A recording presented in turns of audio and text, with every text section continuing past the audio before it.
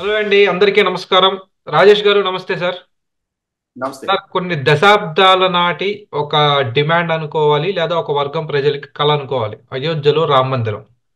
అయోధ్యలో రామ మందిరం మొత్తానికి ఓపెనింగ్ కి రెడీ అవుతోంది. కానీ గమ్మత్తైన విషయం ఏంటంటే, అసలు ఈ మొత్తం యావత్ ఈ రామ మందిరము, ఈ రథయాత్ర స్టార్ట్ చేసిన అద్వానీ గారు, మురళీ మనోహర్ జోషి గారిని మాత్రం రావద్దంటున్నారు. వయో వాళ్ళ వయసు పెద్ద వయసు కాబట్టి దాన్ని చూపించి ఇంచుమించుగా అదే వయస్కుడైనటువంటి దేవగౌడ గారిని రమ్మంటున్నారు. అంటే ఏంటి సార్, ఇప్పుడు అద్వానీ గారు వస్తే అగ్రతాంబూలం అధ్యక్షత, లేదా దాని యొక్క ఏమంటారు, ఆ, ఆ, ఆ, దాని కార్యసాధక కార్యనిర్వహణ. కార్యసాధకుడు లేదా మొత్తం క్రెడిట్ అంతా అద్వానీ గారికి ఇవ్వాల్సి వస్తుందని చెప్పి భయపడి మోడీ గారు రాకుండా మొత్తం తన వల్లే సాధ్యమైందని చూపించుకోవడానికి చేస్తున్నట్టు కనిపించట్లేదా? మీరేమంటారు? అంటే దీన్ని మనం తెలుగులో గురువుకు పంగనామాలు పెట్టడం అంటారు. అంటే అచ్చ తెలుగులో మాట్లాడుకుంటే మన వ్యవహారిక భాషలో గురువుకు పంగనామాలు పెట్టడం అంటారు. ఇవాళ మీరు ప్రస్తావించినట్టుగానే నేను కాలేజీ రోజుల్లో ఉన్నాను.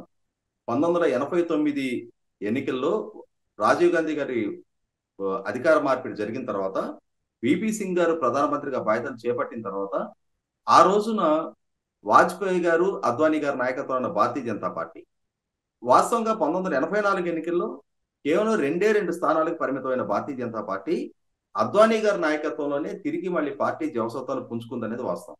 వాజ్పేయి గారు, అద్వానీ గారి నాయకత్వంలో వారి ఫేస్ వాల్యూ తోటే మళ్ళీ తిరిగి 60 స్థానాలు దాటి మళ్ళీ ఫలితాలు నమోదు చేసుకుంది. అటువంటి సందర్భంలో ఎప్పుడైతే అయోధ్య రామ మందిరానికి సంబంధించి అద్వానీ గారు సంకల్పించుకున్న రథయాత్ర, ఆ రథయాత్ర సృష్టించిన ప్రభంజనం భారతీయ జనతా పార్టీని జాతీయ స్థాయిలో మొట్టమొదటగా ఒక అంటే పార్లమెంటులో ప్రభావితం చూపగలిగే స్థాయి పార్టీగా ఎమర్జ్ చేయగలిగింది.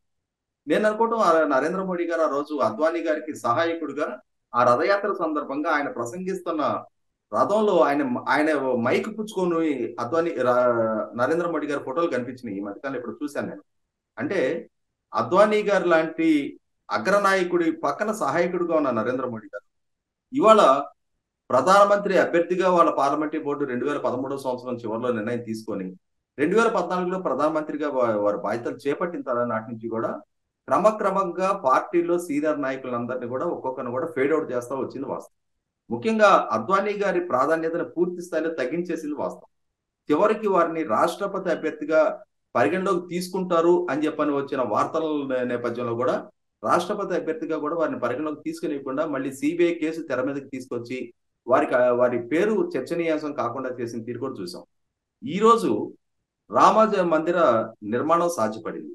వాస్తవంగా ఈ రామ మందిర నిర్మాణం సాధ్యపడటానికి ముందు 1992 డిసెంబర్ 6వ తారీఖు జరిగిన బాబ్రీ మసీదు కూల్చివేత ఘటన, వాస్తవంగా ఆ రోజు జరిగిన కరసేవలో ఈ రోజుకి ఆ సిబిఐ కేసులు ఎదుర్కొంటుంది అద్వానీ గారు. ఆ రోజు అద్వానీ గారు, మనోహర్ జోషి గారు, ఉమాభారతి గారు లాంటి వినయ్ కటియార్ గారు లాంటి బజరంగ దళ నాయకులు వీరందరూ చూపించిన, కళ్యాణ్ సింగ్ గారు ఆ రోజు ముఖ్యమంత్రిగా ఉన్నారు ఉత్తరప్రదేశ్. వీరి వంటి వారు చూపించిన తెగువ, సాహసం వాస్తవంగా భారతీయ జనతా పార్టీని ప్రజల్లో బలపరిచింది.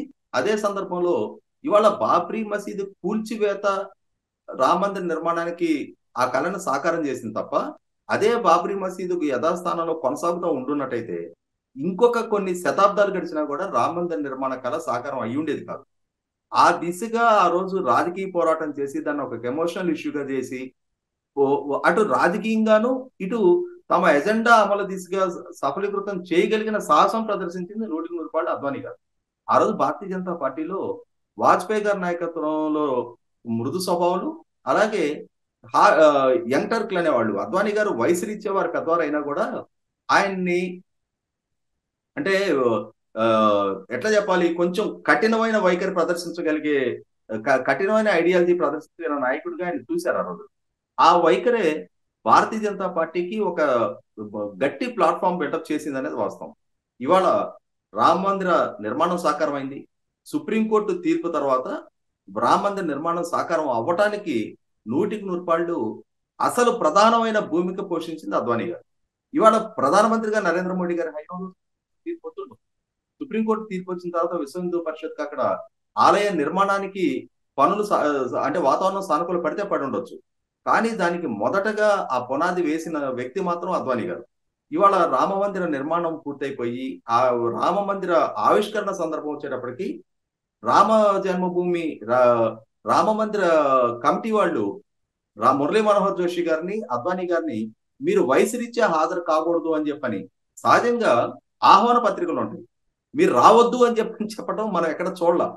ఇప్పుడు వాళ్ళని ఆహ్వానించదలుచుకోకపోతే ఆహ్వాన పత్రిక పంపకుండా ఉండొచ్చు. అంతేగాని మీ వయసు రీత్యా మీరు ఇక్కడికి రావద్దు అని చెప్పని చెప్పడం అంటే అది వాళ్ళు నిర్ణయించుకుంటారు. వాళ్ళకి శక్తి ఉందా లేదా, అక్కడికి వెళ్ళి ఆ క్రౌడ్ లో పార్టిసిపేట్ చేయాల్సిన అవసరం ఉందా లేనిది విచక్షణ వారికి వదిలిపెట్టాలి. అంతేగాని వీళ్ళే ముందుగానే వాళ్ళని మీరు రావద్దు అని చెప్పని చెప్పడం 100% అది ఒక హిడెన్ ఎజెండాతో చేసిన కార్యక్రమే. రామ మందిర ప్రస్తావన రాగానే మొట్టమొదటిగా గుర్తొచ్చేది అద్వానీ గారి పేరే.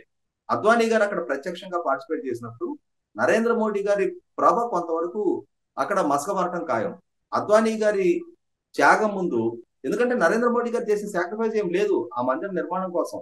100% ఆ రోజు దానికి త్యాగం చేసింది నేను చెప్పిన నలుగురు బజరంగ దళ అధ్యక్షులుగా ఉన్న వినయ్ కటియార్ గారు, అప్పుడు ఉత్తరప్రదేశ్ ఎంపీగా ఉన్నారు ఆయన, ఉమాభారత్ గారు, తర్వాత అద్వానీ గారు, మనోహర్ జోషి గారు, వీళ్ళ నలుగురి నేతృత్వమే ఆ రోజు బాబ్రీ మసీదు కూల్చివేత సంఘటనకి ప్రధానంగా నాయకత్వం వహించింది. వీళ్ళ నలుగురు కరసేవకి నాయకత్వం వహించింది. అక్కడ కాల్పుల్లో చాలా మంది చనిపోవడం జరిగింది. అసలు అంటే చాలా విధ్వంసకర, ములాయం సింగ్ యాదవ్ గారు ముఖ్యమంత్రిగా ఉన్న రోజుల్లో చాలా విధ్వంసకర పరిస్థితులు ఎదురైనాయి అక్కడ. ఇటువంటి దాన్ని బలవంతాన అద్వానీ గారు అరెస్ట్ జరిగింది. లాలూ ప్రసాద్ యాదవ్ గారు ధైర్యం చేసి అద్వానీ గారిని అరెస్ట్ చేయడం జరిగింది ఆ రోజు, రథయాత్ర ముందుకు సాగనివ్వకుండా. ఈ పరిస్థితులన్నీ కళ్ళ ముందు కనిపిస్తుంటే దానికోసం తన రాజకీయ జీవితమే పణంగా పెట్టి చివరికి రాష్ట్రపతి లాంటి ఒక గౌరవప్రదమైన హోదా కూడా దక్కకుండా ఆ కేసు ఈ రోజుకి ఆయనకు ప్రతిబంధకంగా మారుతా ఉన్న సందర్భంలో ఆ రామ మందిర నిర్మాణానికి అద్వానీ గారికి పిలుపు లేకపోవడం అనేది 100% ఆక్షేపణీయం. తర్వాత మీరు ప్రస్తావించినట్టుగానే మాజీ ప్రధాని దేవగౌడ్ గారిని ఆహ్వానించారు. మాజీ ప్రధాని హోదాలో దేవగౌడ్ గారిని ఆహ్వానించడాన్ని ఎవరు తప్పుపట్టరు.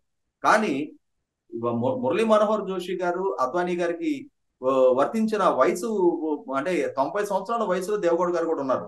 అటువంటప్పుడు వారికి వర్తించిన వయసు ప్రతిబంధకం దేవగౌడ్ గారికి ఎందుకు వర్తించలేదు? ఆయన కూడా మరి మర్యాదపూర్వకంగా ఆహ్వానిస్తున్నాం, కాకుంటే అక్కడ మీ వయసు రీత్యా మీరు అక్కడ హాజరు కాకుంటే నేనయ్యో తర్వాత ఒక రోజు మిమ్మల్ని గౌరవప్రదంగా మళ్ళీ తీసుకెళ్తామని చెప్పని చెప్పుండాల్సింది కదా. కానీ వారిని మాత్రం ఆహ్వానించారు. అద్వానీ గారిని మనోహర్ జోషి గారిని మాత్రం రావద్దు అని చెప్పడం అనేది ఎప్పుడైతే దేశంలో ప్రకంపనలు రేపిందో, ఇది అద్వానీ గారిని అవమానించడమే అని చెప్పిన చర్చకు దారితీసిందో, ప్రతిపక్షాలు దాన్ని ఒక కీలకంగా చర్చనీయాంశం చేసినాయో, నరేంద్ర మోడీ గారు అద్వానీ గారు లాంటి స్థాయి వ్యక్తుల త్యాగాల్ని చరిత్రలో కనుమరుగు చేసే ప్రయత్నం చేస్తున్నారని చెప్పని గత 2 రోజులుగా చర్చనీయాంశంగా మారినాయో, ఇక అప్పుడు మళ్ళీ నిన్న విశ్వ హిందూ పరిషత్ నాయకులు మళ్ళీ అద్వానీ గారిని మనోహర్ జోషి గారిని కలిసి వారికి ఆహ్వాన పత్రికలు అందజేయడం జరిగింది. అసలు ఈ పరిస్థితి ఎందుకు దారి తీయాలి? ముందుగానే వారిని ఆహ్వానించి ఉండొచ్చు కదా. వారు లేని అసలు ఈ కళ సాకారం అయ్యేదా? ఇంకొక 10 మంది నరేంద్ర మోడీ గారు వచ్చిన బాబ్రీ మసీద్ అనేది దాని స్థానంలో అది కొనసాగుతూ ఉండున్నట్టయితే అయోధ్య రామ మందిర నిర్మాణం ఏనాటికైనా సరే సాధ్యపడి ఉండేదా? కాబట్టి 100% ఆ భూమిక పోషించిన అద్వానీ గారిను, మనోహర్ జోషి గారు లాంటి వారి త్యాగాలు చరిత్ర పుటల నుంచి తీసేయగలను అని చెప్పని అనుకుంటే దాని క్రెడిట్ మొత్తం తన ఖాతాలో వేసుకోవాలని చెప్పి నరేంద్ర మోడీ గారు, అమిత్ షా గారు లాంటి వ్యక్తులు భావించినా కూడా వాస్తవం ఏంటనేది హిందూ సమాజానికి తెలుసు, భారతదేశ ప్రజలకు తెలుసు. ఈ 40 సంవత్సరాల రాజకీయాన్ని గమనిస్తా ఉన్న ప్రతి ఒక్కరికి కూడా, భారతీయ జనతా పార్టీ ఉత్తాన పతనాలు అన్ని నిశ్చితంగా గమనిస్తా ఉన్న ప్రతి ఒక్కరికి కూడా అద్వానీ గారి పాత్ర ఏంటి, ఆయన చేసిన త్యాగాలు ఏంటి, ఆయన చేసిన పోరాటాలు ఏంటి, ఆయన కృషి ఏంటి, ఆయన చేసిన సుదీర్ఘ రథయాత్రలు ఏంటి, ఏ స్థాయి నుంచి భారతీయ జనతా పార్టీని ఏ స్థాయికి పెంచగలిగారు అనేది అనుభవపూర్వకంగా తెలుసున్న ఈ ప్రతి వ్యక్తులు కూడా ఇవాళ అద్వానీ గారి ఇలాంటి నాయకుడికి ఎదురైన ఈ పరిస్థితుల్ని, పరిణామాల్ని చాలా ఆవేదనతో గమనిస్తా ఉన్నారు. ధన్యవాదాలు సార్. చూద్దాం మరి ఏమవుతుందో. ఈ గురువుని మించిన శిష్యుడు అవుతాడు అనుకుంటే ఈయన పంగనామాలు పెట్టారని. ధన్యవాదాలండి.